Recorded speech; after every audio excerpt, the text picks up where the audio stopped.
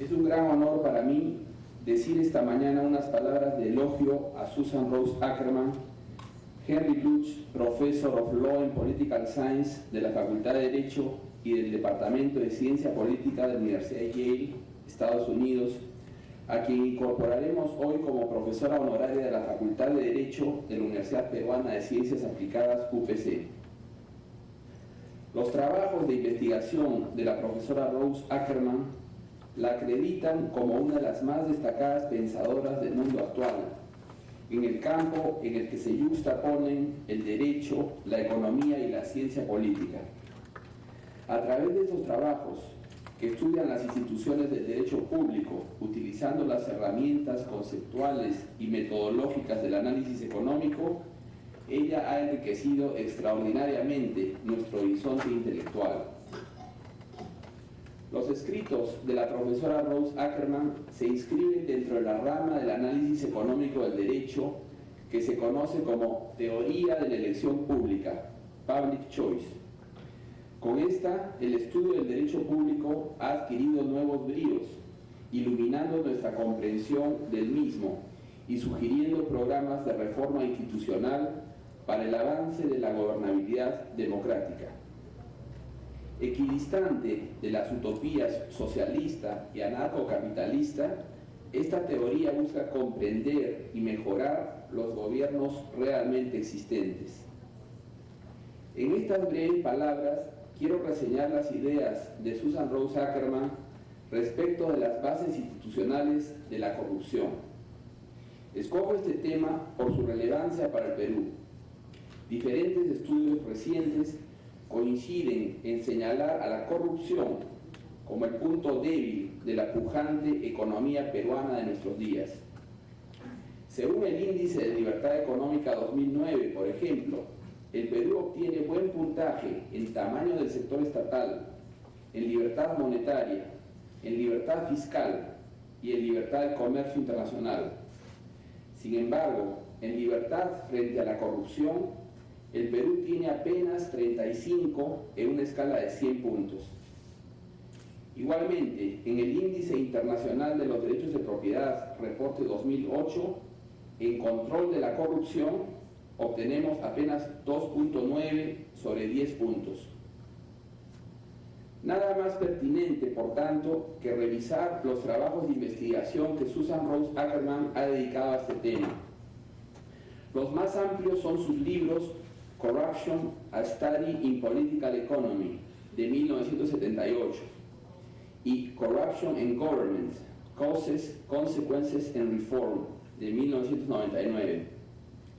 Sin embargo, considerando las limitaciones de tiempo que tenemos ahora, prefiero concentrarme en su artículo en coautoría con Yana Kunikova, Electoral Rules and Constitutional Structures as Constraints on Corruption, del año 2005. A través de estos trabajos, la profesora Rose Ackerman ha subrayado el efecto corrosivo de la corrupción sobre la economía, en contra de las explicaciones complacientes que se ofrecen desde otros ángulos ideológicos. Al mismo tiempo, sin embargo, ha buscado identificar los incentivos institucionales que la fomentan. Este enfoque implica que, para combatir la corrupción, no basta con adoptar actitudes de ángel exterminador, buscando separar a buenos de malos. Sin querer justificar las responsabilidades personales que pueden existir en los actos de corrupción específicos, debe entenderse que hay arreglos institucionales que los favorecen. La profesora Rose Ackerman ha hecho notar que, en una democracia, los políticos buscan ser reelegidos, pero que la obtención de ganancias ilícitas compromete las posibilidades de reelección. The desire for re-election constrains the greed of politicians, ha dicho. En este sentido, la democracia es en sí misma un programa anticorrupción. Pero ocurre que no todos los sistemas electorales o de representación establecen posibilidades de monitoreo de la corrupción igualmente claros. Las posibilidades de monitoreo de la corrupción son menores allí donde los congresistas son elegidos por listas que allí donde son elegidos individualmente. La elección por listas aumenta las oportunidades de rentas ilícitas a nivel de las cúpulas de los partidos, especialmente si las listas son cerradas, puesto que allí las perspectivas de reelección dependen menos del desempeño individual de los congresistas que de su lealtad al partido. La elección individual de los congresistas permite un mayor monitoreo de la corrupción, ya que establece un vínculo de representación nítido entre el ciudadano y el congresista. En este sistema, además, las perspectivas de reelección de los congresistas dependen fundamentalmente de su desempeño personal. En ellos, la lealtad al partido cuenta, pero menos que en los sistemas de elección por lista. Por esta razón, el sistema de elección individual está asociado a menores niveles de corrupción, en contra de las difundidas ideas de Allen Liebhardt y otros. La profesora Rose Ackerman también distingue entre los incentivos para obtener rentas ilícitas, que constituyen la corrupción propiamente dicha, y los incentivos para efectuar despilfarros de gasto público. En comparación con la elección por lista, puede decirse que la elección individual fomenta mayores despilfarros. Sin embargo, estos incentivos pierden fuerza desde que se tiene voto secreto. Por otro lado, la profesora Rose Ackerman ha indicado que la elección con listas es especialmente nefasta cuando se combina con el presidencialismo, puesto que bajo este sistema de gobierno la interacción entre gobierno y oposición es más rígida y menos dinámica que en el parlamentarismo, contrariamente a lo señalado por Thorsten Persson y Guido Tabellini. Finalmente, la profesora Rose Ackerman muestra que los sistemas mixtos de elección por lista y elección individual no tienen buenos resultados, tal como, por cierto, lo confirman las experiencias de México, Bolivia y Venezuela en la región. Si ha de hacerse una reforma del sistema de representación, por tanto, debe hacérsela de manera integral, sustituyendo la representación proporcional totalmente por la representación de mayorías. En Latinoamérica, el ejemplo más cercano a este ideal lo ofrece la experiencia chilena post-Pinochet. El sistema binominal chileno no es exactamente uno de elección individual, pero está muy cerca de serlo.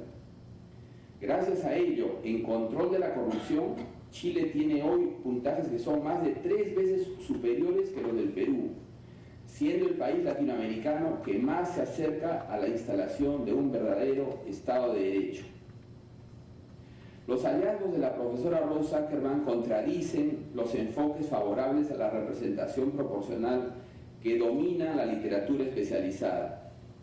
En esta literatura se ha defendido y promovido la representación proporcional sobre la base de que ésta promueve un mayor pluralismo o consenso en el sistema político.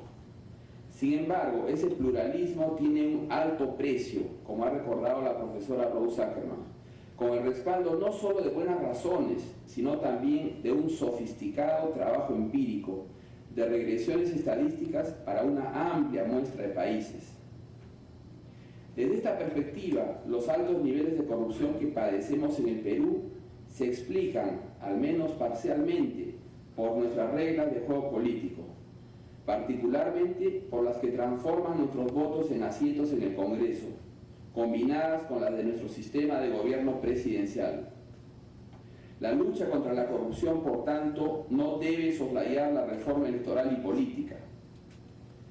Lamentablemente, quienes pretenden encabezar la lucha contra la corrupción entre nosotros enfocan sus esfuerzos en emprender vanas, pero acaso políticamente rentables, cacerías de brujas. Debemos buscar una democracia en la que se embuta lo que la profesora Rose Ackerman ha llamado la paradoja de la estabilidad. Una democracia en la que los políticos tienen demasiada seguridad de ser elegidos fomenta la corrupción. No obstante, una democracia en la que los políticos están muy inseguros de ser elegidos tiene también el mismo efecto. Para que la democracia sea una estrategia efectiva contra la corrupción, se refiere que el sistema electoral brinde un nivel de seguridad moderado para las ansias de reelección de los políticos, relacionando claramente esta posibilidad con su desempeño personal.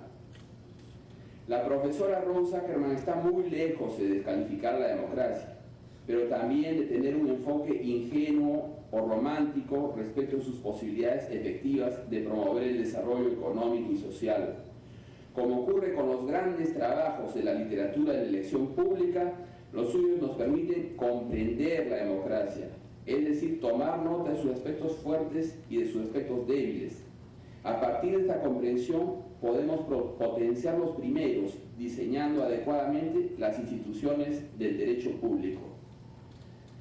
Así pues, por la extraordinaria perspicacia y sofisticación de sus investigaciones en Derecho, Economía y Ciencia Política, de la que aquí he brindado apenas un brevísimo ejemplo, considero que resultará un gran honor para la Facultad de Derecho de la UPC tener a Susan Rose Ackerman, acaso la más distinguida estudiosa a nivel mundial de la corrupción y los gobiernos, como su profesora honoraria. Muchas gracias.